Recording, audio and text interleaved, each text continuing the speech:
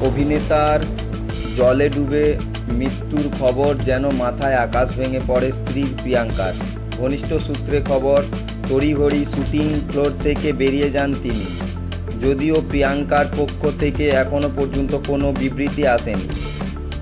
প্রসঙ্গত, ধারাবাহিকে শুটিং করেছিলেন তালসারিতে। সঙ্গে ছিলেন অভিনেত্রী শ্বেতা মিশ্র। কিন্তু হঠাৎই সেই সময় জলে তলিয়ে যান রাহুল। পরবর্তীতে তাকে টেকনিশিয়ান উদ্ধার করেন।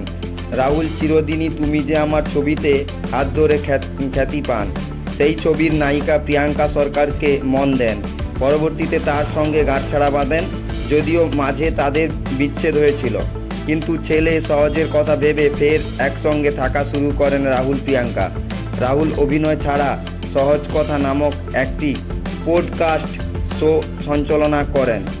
সেটিও তুমুল জনপ্রিয় হয়েছিল। মৃত্যুকালে তার বয়স হয়েছিল মাত্র 42 বছর।